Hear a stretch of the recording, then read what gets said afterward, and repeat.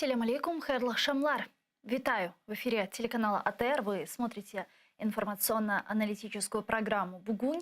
В студии для вас работаю я, Гульсум Халилова. Следующие 2 часа в этой студии с гостями, которые подключатся к нам в эфир, мы обсудим основные новости и события на 82-й день героического сопротивления Украины, украинского народа, украинских вооруженных сил и всего свободного мира российскому фашизму.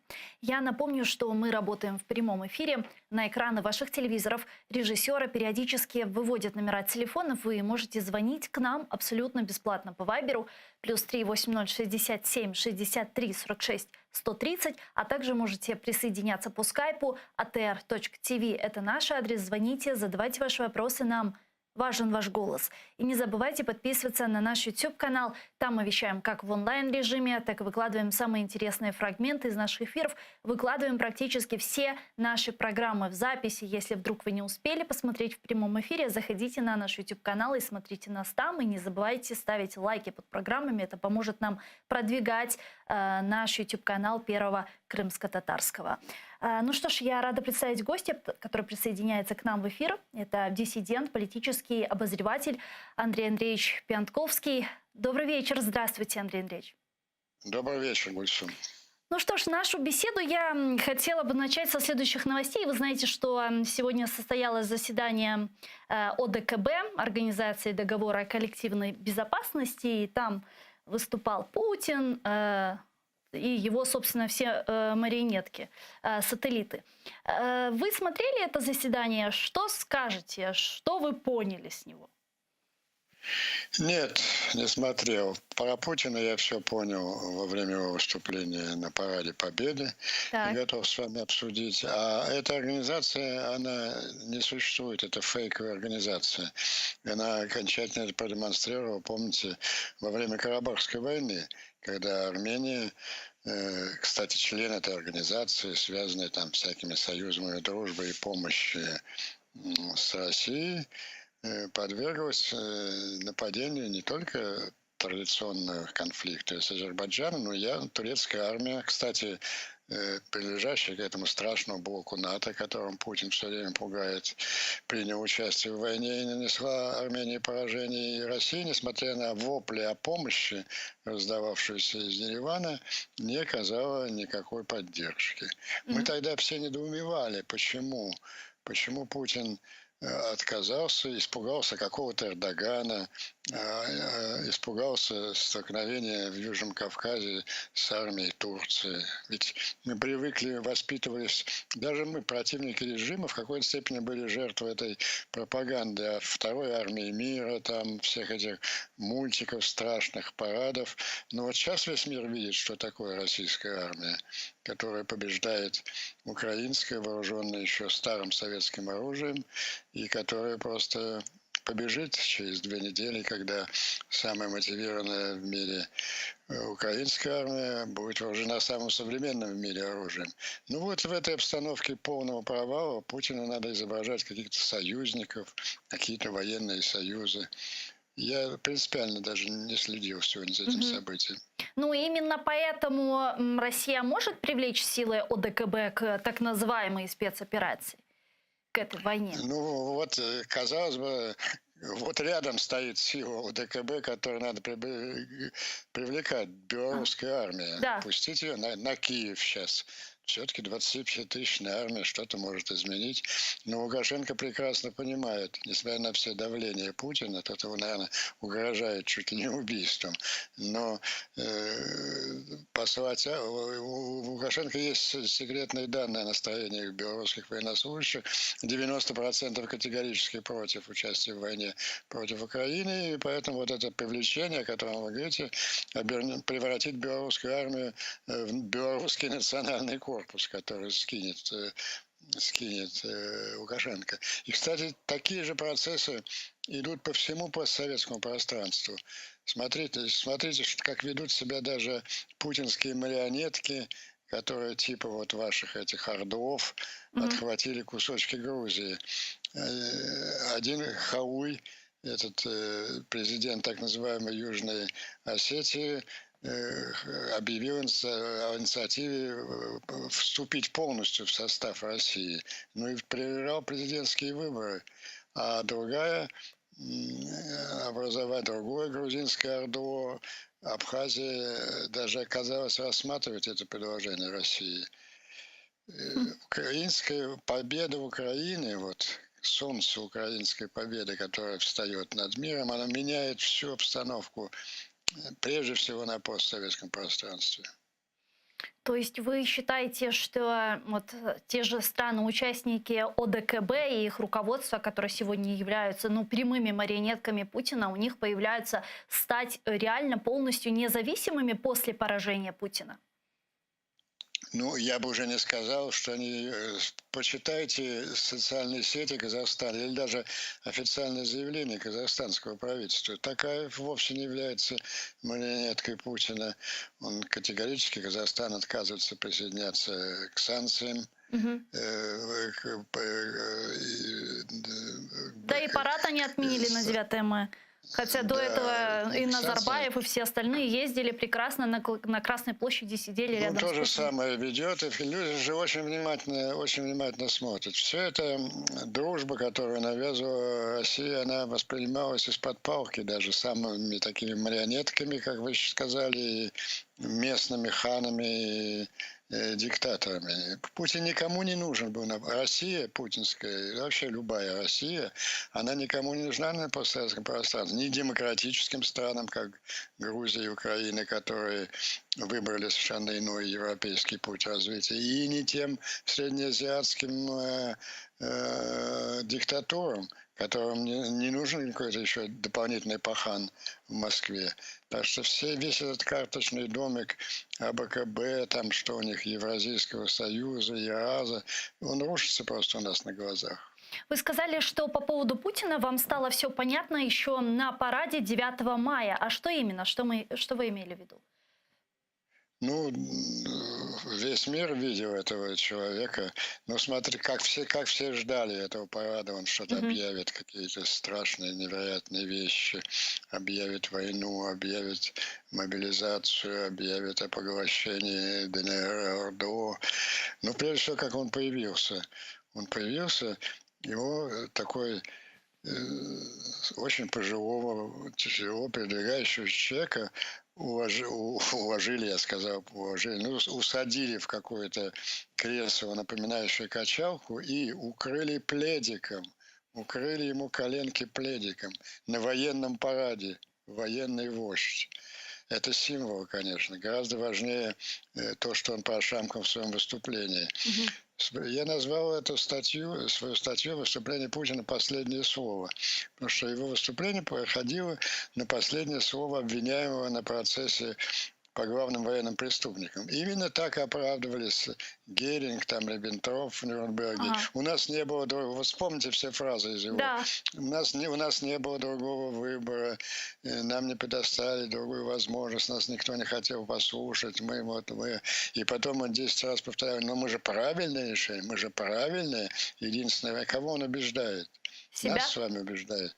Себя и свое окружение. Он видит, он пытается... Это еще молчаливый бунт, но он в их глазах читает, что из-за тебя, придурка, мы оказались в страшной совершенно ситуации. Это была речь абсолютно сломленного человека. Он понял, какую катастрофу он накликал на страну. И я бы сказал, что для меня политически он умер на этом параде. И сейчас даже... Если он физически умрет через несколько дней во время операции или как другим причинам, это не станет событием. В общем, сейчас вот эта чекистская имперская верхушка, она определилась своей политикой. Она будет отчаянно пытаться выйти из этой ситуации с помощью переговоров и стремлением с помощью Запада, апеллируя. Вот я же здесь в Вашингтоне наблюдаю, как раз после парада началась отчаянная пропагандистская кампания в западной прессе, в частности в американской. Мобилизована вся агентура российская, даже скрыты те люди, скрытые, которых не подозревали, что они российские агенты влияния. Все они выступают под одним лозунгом. Задал тон этой кампании, конечно, никто иной, как Макрон. Не унижайте Россию, не унижайте Россию. Давайте сохраним лицо Путину. Да. Дайте сохраним лицо Путина. Ему не Путину, ему задницу бы сохранить нужно, как в случае Каддафи. Вот это... Я написал большую статью об этом, а сегодня открыл все газеты, интернет. Новые люди выступают с той же заголовки статей. Пока это еще говорится о Европе, американское руководство еще держится. А вот сегодня Economist, по-моему, заголовок: Европа боится победы Украины. И там масса аргументов, что вот победа Украины может вызвать дестабилизацию России, там могут прийти еще более страшные люди. Давайте не будем загонять крысу в угол. Ну вот я могу бесконечно перечислять их аргументацию, но прежде всего, остановлюсь на той, которая касается непосредственно основную нашу с вами аудиторию крымскую. Да, конечно, пишут они, на Украине нужно восстановить свою территориальную целостность, но вовсе не обязательно добиваться это военным путем. Надо прежде всего, гибнут люди, страдают. Вот они вспомнили о гибнущих людях в Украине. Надо остановить это побоище. А переговоры, потом можно долго вести переговоры там о Крыме, о Донбассе и так далее. Вот это набирающая силу линия. И да, и прямые атаки идут на министра обороны США Остина, который, как мы все помним, после визита в Киев 24 апреля сформулировал в ответ на вопрос «Ваша задача в войне», он очень твердо, так по-генеральски ответил, что наши цели в войне – победа Украины, восстановление ее территориальной целостности и ослабление России до такой степени, что она не могла больше повторять подобную агрессию. Ну и вот аргументация, как так, ослабление России, зачем их пугать. И опять же, попытка ядерного шантажа, они могут прибегнуть к последнему аргументу. В общем, о чем это говорит? Все это, с одной стороны, отвратительно наблюдать вот этих, казалось бы, уважаемых людей, которые являются или сознательными путинскими агентами, или, как говорится, полезными буржуазными идиотами. А с другой стороны, это же свидетельство осознания поражения Москвы. Это же сознательная кампания, направляемая из Москвы. И каждый день приносит новые свидетельства. Вот сегодня утром я смотрел, я иногда это делаю, для того, чтобы ознакомиться с последними кремлевскими веяниями, их знаменитую программу 60 минут. Там есть такой хитрый мужичок из Генштаба, Ходоренок. Он все время как-то свое мнение пытается артикулировать. Так он сегодня просто эту Скобееву, нашу любимую, размазывал по стенке. И говорил страшные для них вещи. Он говорил, что Украина способна мобилизовать 1 миллион мотивированных бойцов, готовых сражаться, и вооруженных самым современным оружием. И с этим надо считаться. А вот эта кампания, она, ее развернула определенная, как принято говорить, башня Кремля, вот какие-то другие люди, которые там находятся, или же Путин сам понимает, что он провалил и что нужно идти на переговоры? Путин сам понимает, и он уже этому не воспрепятствует, но вот вся атмосфера вот этого парада позволяет мне сделать вывод, что Путин, да, он формально не отстранен от власти, но он уже не обладает таким бесспорным авторитетом. Уже с каждым днем растет понимание вот этим правящим классом, верхушкой, элитой и просто людьми в бункере, что это он больше всего виновен в том, что это чудовищная ошибка. И вот за этими попытками, за этой кампанией на Западе под лозунгом «Не унижайте Россию, дайте спасти лицо», стоит вся элита российская. И сам Путин, ему деться некуда, и ястребы, и те же люди, которые представляют Ходоренок, это военные профессионалы, они, как известно, с самого начала были против этой авантюры. Тоже Ходоренок опубликовал статью, но еще более громкой была статья, если помните, генерал-полковника Ивашова, которая предупреждала об этой катастрофе. Так что Путину они теперь в лицо могут говорить: мы тебя предупреждали, ты привел нас в эту задницу. Каким-то образом надо вылезать. И вот они правильно сообразили, что единственный способ вот, поднять такую волну на Западе, чтобы Запад с двоякой целью. Во-первых, как-то затормозить потоки вооружений. Ведь мы же видим, что попытки саботировать как-то, замедлить, они же все время проводятся. Ну вот сегодня еще раз будет Сенат пытаться утвердит, конечно, 40 миллиардов долларов. Значит, как-то ослабить поток вооружений, а главное, чтобы Запад надавил на Украину вот в этом плане, что, ребята, вы молодцы, вы хорошо сопротивлялись, но вот задача освобождения Донбасса и Крыма надо отложить. Это мирными средствами будем потом решать. Мы за вас поддерживаем. Но не надо загонять крысу в угол и не надо унижать Россию. Вот мое такое ощущение, что европейские элиты вот просто сплачиваются под этим лозунгом. Подобные мотивы уже прозвучали. Ну, Европа разная. Я говорю сейчас, это очень громко слышно. Да, я не прав был, назвав все. Сейчас слово «Европа» надо выпустить очень осторожно. Есть две Европы в отношении Украины. Есть Европа, ну, как еще во времена Иракской войны назывались, старая Европа. Это Франция, Германия и Италия тоже. Да, вот в этих новая. странах на уровне премьеров уже вот эти мотивы звенят. На вашей стороне твердо, конечно, Великобритания, которая, как я уже не раз подчеркивал, просто видит в Украине 2022 свою историческую романтическую молодость. Англия 1940, когда Англия 1 на 1 сражалась с Гитлером.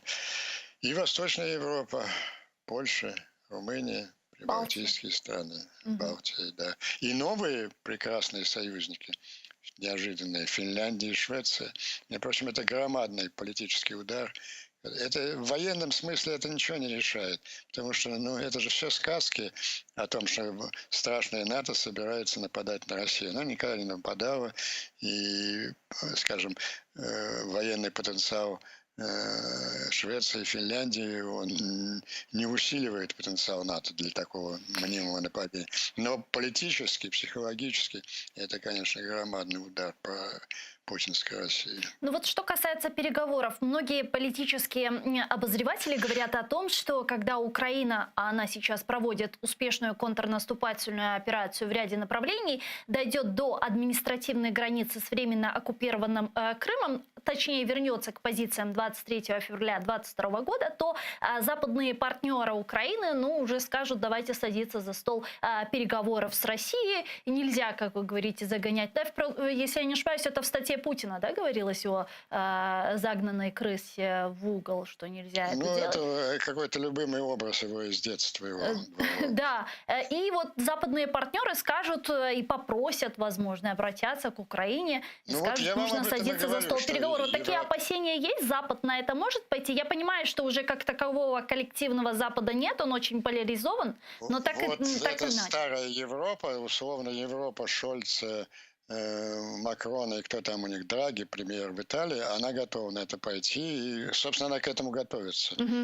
И российская агентура ее к этому готовит.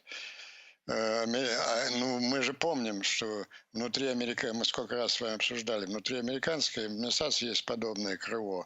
Вот мы уже подзабыли о таком человечке по фамилии Салливан, который все выскакивал из-за плеча Байдена и сказал: нет, дедушка ошибся, он не назвал там Путина убийцем, нет, мы хотим конструктивных и устойчивых отношений. Он куда-то исчез, да, смог. Да? А вот эта компания, конечно, апеллирует к нему. Там есть два очень твердых сторонника Украины, это Блинкен и Остин.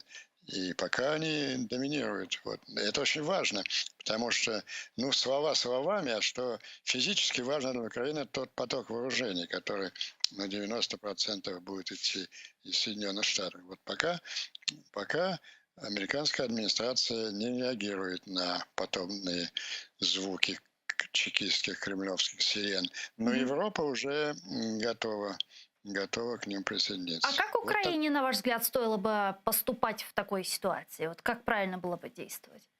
Вот я как раз думал над этой темой сегодня. Мне кажется, Украине надо. Вот идеально было бы заявление не только Украины, а, скажем, вот трех ведущих союзников: Украины, Соединенных Штатов, Великобритании о целях войны. Мгм.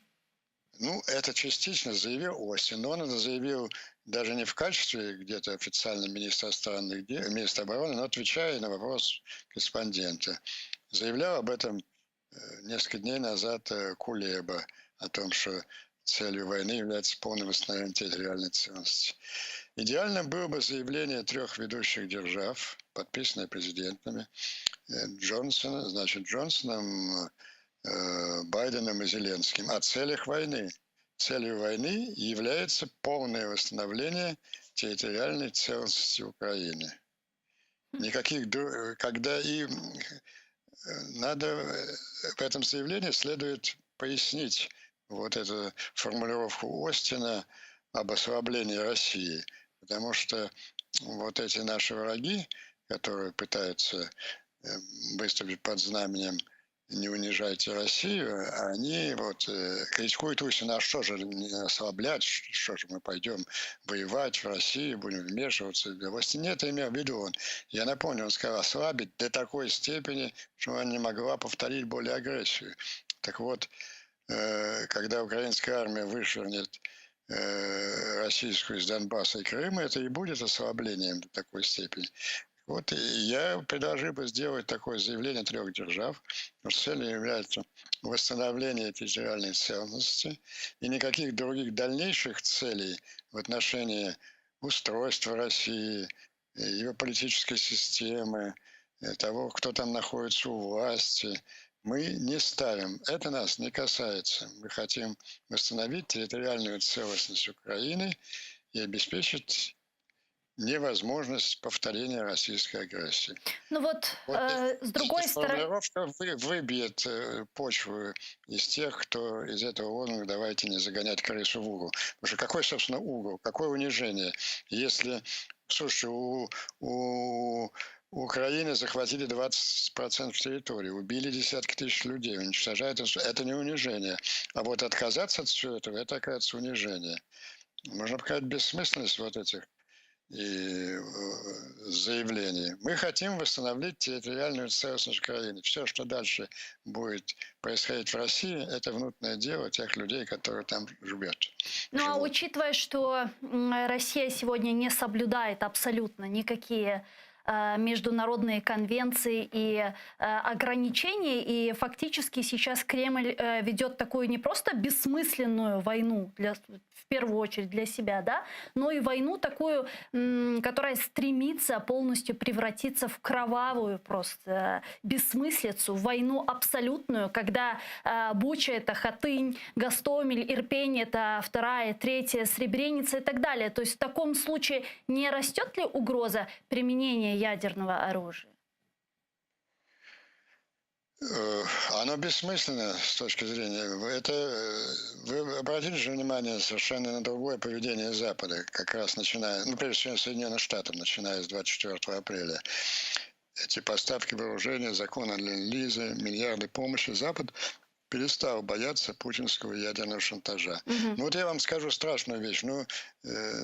Теоретически предположим, что там все какие-то сумасшедшие, ведь недостаточно одного сумасшедшего Путина. Для того, чтобы... Ну, во-первых, я сказал, это очевидно, что он теряет свою власть и влияние, но чисто технически нажать на кнопку там с десяток людей необходимо. Предположим, они нажали и Мгм. уничтожили один из украинских городов. Это чудовищная трагедия мирового масштаба. Но она что-то изменит в характере войны? Ничего. У них нет никакого мотива. Понимаете, ядерный шантаж работал 15 лет. Путин все время, основной нарратив был назван: не будем провоцировать Путина, а то он может применить ядерное оружие. Под этим лозунгом не приняли Украину в НАТО, смирились с агрессией в Грузии, с аннексией Крыма и так далее. Но сейчас Запад ему твердо ответил: только вздумайте, вы получите страшные ответы для России и для вас лично. Ядерного оружия бояться перестали. Он перестал стать фактором войны. Шантаж, он всегда эффективен, когда он как угроза. А уже когда эта угроза не боятся, реализация этой угрозы уже приносит только ущерб преступнику. Поэтому, мне кажется, никаких рациональных мотивов для... То есть, по факту можно сделать вывод, что вот тот страх Европы перед войной, которую они демонстрировали еще с Чечни, Сирии, Грузии 2008-2014 Крыма, в принципе, привела к этой войне? Конечно, конечно. И, кстати, поведение России, ведь российская верхушка сейчас занята вот чем, именно тем, о чем я вам рассказал. Ведь все эти лозунги, они же не просто рождаются, это громадная работа их разведки, их агентура, у них в агентах там представители высшей элиты всех европейских стран, да и в Америке. Он покажет, что весь вектор российской верхушки сейчас направлен на то, чтобы с помощью Запада заключить сделку, заставить Украину заключить перемирие, прекратить войну, отказавшись от цели освобождения Донбасса и Крыма, закрепиться на какой-то линии, оставить в зубах хоть какой-то кусок Украины. Вот об этом сейчас думает российская верхушка, а не о ядерной бомбе. И вот они будут, когда русские войска стояли под Киевом, и была реальная угроза падения столицы и государства, мы же помним, что вот из недр переговорных комнат, а переговоры уже тогда шли, мы слышали вот эту формулу: отвод России, прекращение огня и отвод российских войск на линию 23 февраля. Я думаю, в те дни эта формула бы приветствовалась большинством украинского общества. Но сейчас другое время. Никто сейчас на эту формулу не согласится. И правительство не согласится. Да если бы согласилось, то вызвало взрыв возмущения в Украине. А теперь русские мечтают об этой формуле. Понимаете, как изменилась ситуация? Но Украина уже четко говорит, что будет идти до полного восстановления вот территориальной это целостности. надо закрепить вот сейчас. Чтобы это было не отдельное заявление Кулебы или Остина. Надо закрепить как позицию союзников. Целью нашей войны является полное восстановление территориальной целостности Украины. И, Андрей Андреевич, последний вопрос. Как вы думаете, вот спустя некоторое время в учебниках истории как будет называться эта война? Ну, я ее называю не в учебниках истории, а в своих статьях Четвертой мировой войной, которую объявил Путин 20 февраля 2014 года. Эта дата написана на медальках за взятие Крыма. Он объявил ее к Западу как реванш за поражение Советского Союза в Третьей мировой войне. Так же, как Гитлер развязал Вторую мировую войну в попытке реванша за поражение Германии в Первом. И напишет, что эта война окончилась в 2022 году блестящей победой Украины и ее союзников, прежде всего Соединенных Штатов и Великобритании. Аминь. Дякую вам тоже. Спасибо большое, Андрей Андреевич, что нашли время и подключились к нам в эфир. Слава Украине! Героям слава! Андрей Пиантковский, политический обозреватель, диссидент, был с нами на прямой связи. Я напомню, что мы работаем в прямом эфире. Вы можете звонить к нам в студию абсолютно бесплатно по Вайберу +3 8067 63 46 130, а также можете присоединяться по скайпу atr.tv. Это наш адрес. Звоните, задавайте ваши вопросы. Нам важен ваш голос. И не забывайте подписываться на наш YouTube-канал. Там мы вещаем как в онлайн-режиме, так и выкладываем самые интересные фрагменты из наших эфиров. Выкладываем практически все нашей программы в записи. Если вы не успеваете посмотреть нас в прямом эфире, заходите на наш YouTube-канал, смотрите нас там и не забывайте ставить лайки под программами. Это крайне важно для продвижения нашего YouTube-канала Первого Крымско-Татарского. Ну что ж, мы пока ждем соединения следующего гостя. Швеция, правительство Швеции официально приняло решение о том, что страна после десятилетия нейтралитета подаст заявку на членство в Североатлантический альянс НАТО. Об этом заявила в понедельник премьер-министр страны Магдалена Андерсон. Сказала она следующее: «Мы покидаем одну эпоху и переходим в другую. Мы сообщаем НАТО, что хотим стать членом Альянса». Я напомню, что накануне Финляндия также приняла решение, что будет подавать заявку на вступление НАТО. А я хочу представить следующего нашего гостя и поговорить о последней ситуации на новооккупированных территориях южной части материковой України, так як з нами сейчас на прямой связи Сергій Хлань, радник голови Херсонської військової адміністрації з питань територіальної оборони. Пане Сергію, вітаємо вас. Селям алейкум.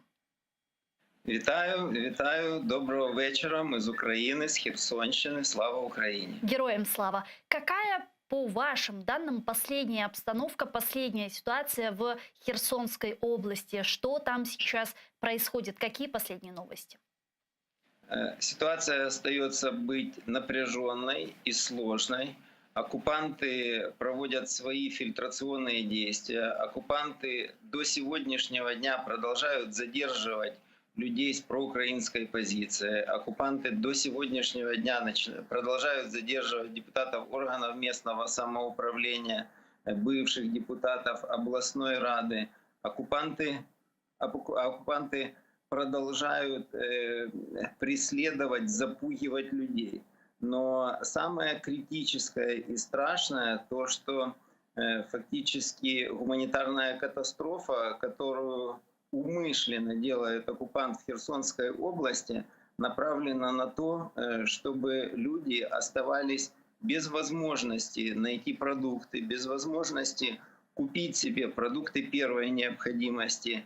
А самая критическая ситуация, которая на сегодняшний день сложилась в области, это как раз ситуация с медикаментами. Потому что если часть медикаментов, скажем так, общедоступных, жаропонижающих, противовирусных, она еще как-то есть и доставлялась теми или иными волонтерами, которые пробивались все-таки в Херсонскую область оккупированную и доставляли это людям, то наиболее критическая ситуация происходит сейчас с медикаментами гормональными, с медикаментами такими, как инсулин, жизнеподдерживающими, которые требуют специального хранения, которые требуют специальных условий перевозки, то на сегодняшний день все гуманитарные коридоры закрыты, и люди фактически не могут себе купить медикаменты, которые необходимы для ежедневного принимания и обеспечения жизнедеятельности организма. Оккупант, в свою очередь, тоже не завозит в необходимом количестве как раз вот эти медикаменты, и ситуация становится критической. Люди просто умирают от того, что не могут вовремя получить доступ к инсулину или к гормональным таблеткам, или там в виде, когда болеет щитовидная железа или другие заболевания. То есть люди сейчас обречены в том, что из-за гуманитарных преступных действий оккупационной власти люди умирают, не получив необходимые им медикаменты. Но оккупант абсолютно ни с чем не считается, и помимо этого не только доставка, но и блокируется еще выезд людей на подконтрольную территорию Украины. И люди, которые просто единственным выходом спасения своей жизни видят покинуть оккупированную Херсонщину и переместиться на территорию Украины, где все-таки есть вооруженные силы Украины, где подконтрольна территория, люди не могут выехать. Сейчас в Криворожском направлении более 1000 машин стоит заблокированная оккупантом. На днях все-таки оккупант выпустил, там, скажем, 300 машин, и тут же вслед расстреляли очередями и накрыли артиллерией мирных жителей. Оккупант ведет себя, знаете, за гранями человеческого воспринимания, за гранями человечности. Это просто военное преступление, за которое им придется ответить, за которое мы увидим еще один Нюрнбергский процесс как раз над действиями оккупационных сил Российской Федерации. Пане Сергею, вот такой еще вопрос. Мы знаем, что российские оккупанты на Херсонщине назначили своих гауляйтеров. И мы видим, как российские оккупанты проводят давление в отношении граждан Украины, активистов, которые продолжают там находиться. Мы знаем, что они там заставляют учителей с 1 сентября этого года переходить на российскую программу обучения детей в школах. Там к врачам определенное давление идет. Вот что делать в данной ситуации с сотрудником социальных служб, сферы образования, сферы здравоохранения и так далее? Им же как-то нужно существовать, работать, зарабатывать и так далее. А идти на сотрудничество с оккупантами тоже, естественно, неправильно. Ну что делать в данной ситуации? Ведь жить как-то надо людям. Что бы вы им посоветовали? Как поступать? Смотрите, абсолютно правильно вы говорите. Если мы говорим про социальные выплаты, если мы говорим про пенсии, если мы говорим про начисления на детей, то действительно на сегодняшний день на оккупированной Херсонщине есть с этим проблема, потому что в некоторых ОТГ, и как раз примером здесь есть Геническая ОТГ, там, где глава Генической ОТГ сложил свои полномочия, не предусмотрено, что не предусмотрено в условиях военного времени. Все замы его сложили полномочия, а фактически эта должность выборная, и туда нельзя назначить руководителя военной администрации. Все проведения платежей и персональные данные как раз были в их руках. Поэтому у нас вот огромная проблема сейчас с Геническим районом. Херсонская военная администрация сейчас в экстренном порядке решает этот вопрос. Там действительно 3 месяца есть задержки, но уже виден, как говорится, горизонт. И я хочу успокоить всех жителей Херсонской области и особенно жителей Генического района, что эта проблема в ближайшее время решится. Все социальные выплаты будут осуществляться из бюджета Украины. Это гарантирует и державный бюджет, это гарантирует и военно-цивильная администрация. И тезис оккупантов, что кто-то про кого-то забыл, абсолютно неправильный. Люди в полном объеме будут получать помощь от государства, выплаты от государства и не воспринимать как раз техническую проблему, связанную с оккупацией, как с тем, что отказались от выплат. Выплаты будут в полном объеме. Есть также некоторые проблемы в Нижнесерогосском районе, но Нижнесерогосский район тоже уже на выходе этих оплат. Поэтому я бы все-таки призывал к спокойствию и гарантирую то, что выплаты в обязательном порядке все будут. По учителям на оккупированных территориях действительно оккупант давит, но ни в коем случае нельзя соглашаться, переходить на российские программы. У нас есть программы, по которым мы вели обучение уже в момент оккупации дистанционно. Учебный процесс завершен. Сейчас мы ждем разъяснения Министерства образования Украины, как действовать педагогам дальше. И после этого разъяснения будем уже доносить до педагогов оккупированной Херсонщины, как продолжать действовать в этих условиях. А что бы вы посоветовали? То есть людям выезжать, увольняться с работы, потому что оккупанты давят, или выезжать на подконтрольную Украине территорию? Потому что мы же понимаем, что если даже учителя те же согласятся и продолжат работать, то так или иначе российский оккупант попытается их использовать. Мы это видели в Крыму в 2014 году, когда учителей просто заставляли идти на проплаченные там митинги, которые устраивали оккупанты, на различные политические мероприятия, детей водить заставляли, да, и так далее, на референдумы. То есть что делать? Смотрите, если мы говорим по правоохранительным органам, то там есть четкое разъяснение, что все работники правоохранительных органов должны либо выехать из оккупированной территории и, соответственно, продолжать работать в органах правопорядка на подконтрольной территории, либо уволиться, либо они будут уволены принудительно. Что до учителей, то я еще раз говорю, мы должны дождаться официального разъяснения. Учителя на сегодняшний день продолжают работать по украинской программе.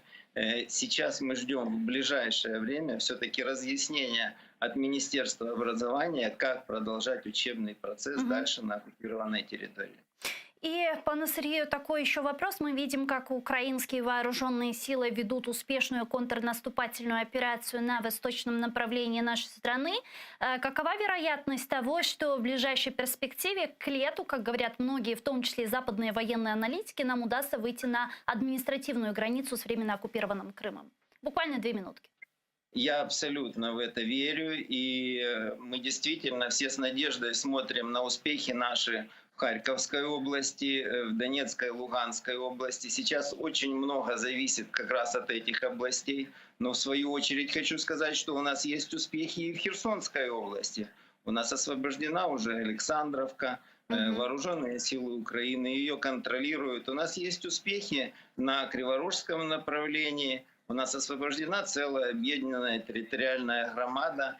Мы ждем усиления, подкрепления, и не просто ждем, оно уже приходит, и мы видим успехи наших вооруженных сил. Поэтому я с уверенностью могу сказать, что Херсонщина будет освобождена уже этим летом, и все планы оккупантов там по образованию, по медицине, по всему остальному, это не просто это просто как надутый пузырь, который они хотят преподать как будущее. Такого будущего не будет. Будущее Херсонщины одна – это Украина.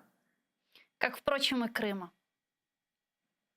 Дякую вам дуже, пане Сергію. Чохсагун, що наше время і підключились к нам в ефір. Слава Україні! Героям слава!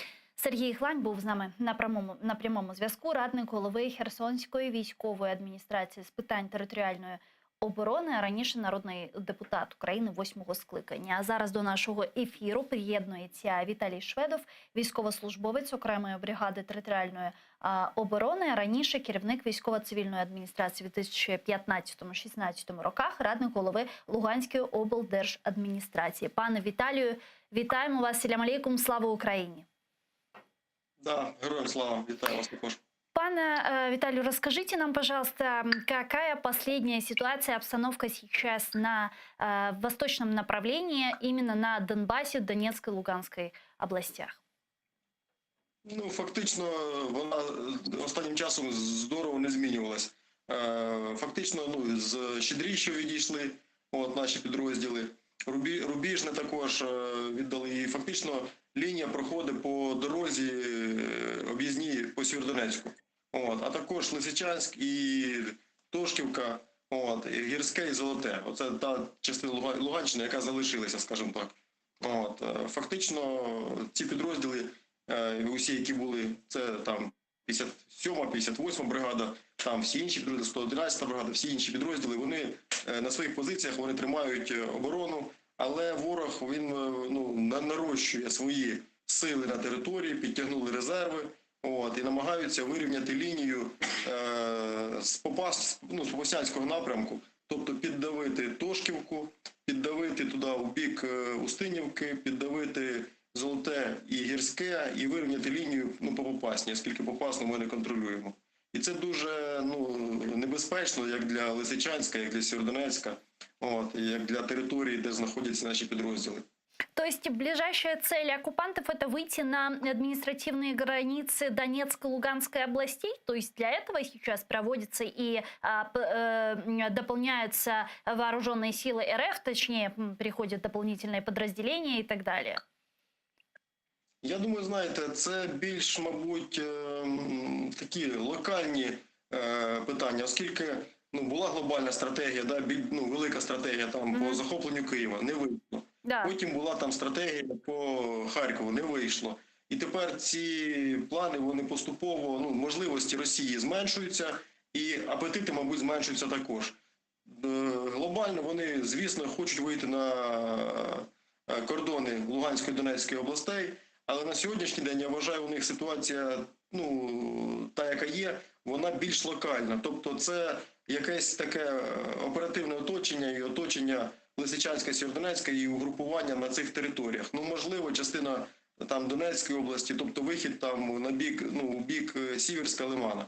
Оце я вважаю найбільш такий сценарій реалістичний для них. Більше там з Попаснянського напрямку є 4 можливих напрямки руху. Тобто у бік Сєверська, тобто на Лисичанськ, Білогорівка, там де вже всі знають, де були переправи. У бік Сєверська, у бік Солідару і у бік Бахмута. Тобто фактично це намагання, але вони не змінюють ситуацію. Це намагання оточити просто коло більше чи менше всього-навсього. А как вы думаете, вот на каком этапе или через какое количество времени наступит тот переломный момент, когда Украина уже полностью сможет перейти на контрнаступательные действия и дойти до границы с Россией, деоккупировав весь Донбасс? Ви знаєте, я вважаю, що це якраз буде цей місяць переломним. Так, тобто почему? Війна не закінчиться, тому що війна – це завжди ресурси. І ресурси у Росії потихеньку вони закінчуються. Як ресурси матеріальні, так і ресурси військові, у тому числі і ресурси людські. Росії потрібно або робити загальну мобілізацію, загальнодержавну, а це не на користь рейтингу їх керівника Путіна. Це по-перше. По-друге, на сьогоднішній день, якщо так подивитися економічні складові по Росії, то навіть вони вже продають кораблі, державне підприємство продає кораблі, щоб розрахуватися за західними кредитами. Це говорить про дійсно те, що вони стратегічну ланку ліквідують, розумієте? Тобто вони просідають. Те ж саме по озброєнню. Тобто вони намагаються придбати озброєння за кордоном. Тобто своє озброєння, яке продали раніше за кордоном, вони намагаються його придбати заново. Це говорить про те, що в них ті запаси, які були, вони вичерпалися. Тому я вважаю, що дійсно цей місяць він буде переломним, оскільки Захід нам допомагає, є ленд-ліз, у нас є тили. І ці тили – це не просто одна країна, а це весь світ, який підтримує Україну. А Росія, вона витрачає ті резерви, які в неї були там накопичені за роки, коли вони торгували газом, нафтою і всім іншим і накопичували якісь резерви. Але ж не потрібно забувати, що крім того, що вони накопичували переважно і олігархи. Їхні олігархи. І олігарх ніколи не витягне з кишені, не віддасть на державу. І це в нашому випадку дуже добре. Тому я вважаю, що цей місяць він буде переломним. І я вважаю, що з наступного місяця ми можемо дійсно побачити ту ситуацію, коли ситуація зміниться з того, що ми обороняємося, і перейдемо до наступу уже по Луганській і Донецькій областях. А что для этого нужно, если мы говорим о том, что заработает ленд-лиз? Какое вооружение сегодня вооруженным силам Украины остро необходимо? Потрібно розуміти, що сьогодні йде війна не піхотою, не людьми, а йде війна переважно технологічна. Сьогодні Росія намагається, Росія кричала, що в неї сама велика армія, по кількості, по всьому іншому, але, як бачимо, це не головний показник на сьогодні. Війна йде технологічна. Це безпілотні апарати, це байрактари, це ударні, розвідувальні апарати. І головне – це війна артилерійських систем. Тобто це артилерійські системи залпового вогню, це просто артилерійські системи, це ствольна артилерія, міномети. Головне тут – це дальнобійна артилерія. І перехід України на натовський стандарт з калібром 155, він не тільки дає можливість використовувати снаряди, яких нема в Росії, а він і дає можливість збільшити дистанцію. А це при артилерійських дуелях значна перевага. І, як ми бачимо, вже практичні результати застосування західної допомоги і калібру 155-го калібру натовського. И вот недавно начальник ГУРМО Кирилл Буданов сообщал о том, что переломный момент в войне действительно наступит летом, и что к Новому году украинские вооруженные силы полностью деоккупируют свои территории, и территориальная целостность Украины, включая Крым и Донбасс, будет восстановлена. И у меня здесь, конечно же, вопрос по Крыму. Вот после того, как украинские вооруженные силы выйдут на административную границу с полуостровом, на ваш взгляд, что дальше должно происходить по Крыму?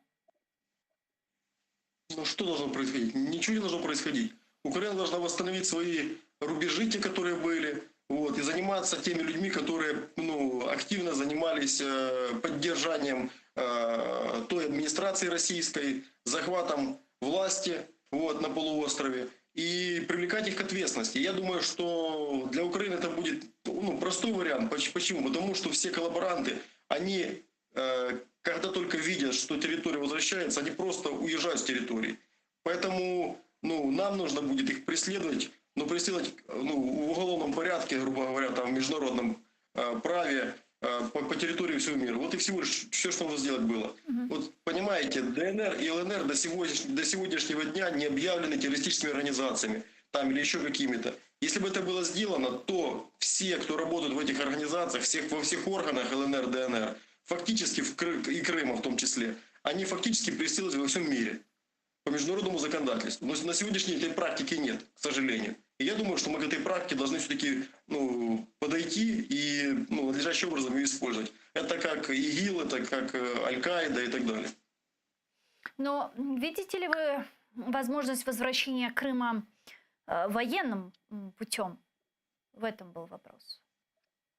Я думаю, что исключительно военным путем. Почему? Потому что Украина не сможет вернуть свои территории до тех пор, пока не будет побежден в России режим Путина. Да.